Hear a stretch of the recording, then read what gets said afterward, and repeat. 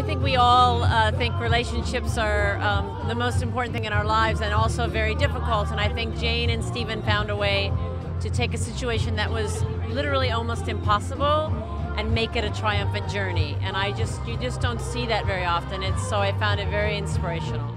You know, A Man on Wire is ostensibly a documentary, but it's quite an emotional movie, and he was dealing with someone who was quite a famous, known figure in his own world and bringing him to the rest of the world in a very emotionally powerful journey. And he also made I thought, a very well-directed dramatic film called Shadow Dancer.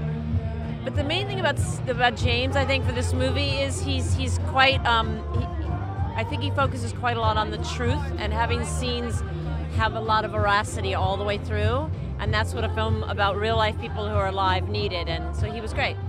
You know, it's so fun as a producer to finish a movie and think there's no one else in the world that could have played Stephen Hawking and Jane Hawking as beautifully and lyrical as Eddie and Felicity did. And on top of that, they brought a level of chemistry to the screen that you just, I think, so rarely see. And if you're making a love story and you don't have the chemistry, you don't have anything. And so it was just great.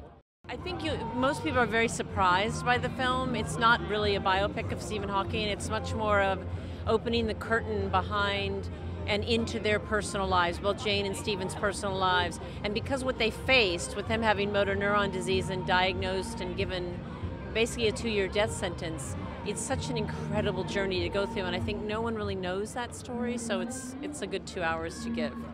Ladies and gentlemen, you're watching Hey You Guys! Hey You Guys, huh? Hey You Guys. Is that from the Goonies? It is indeed, yes. Nice. Hey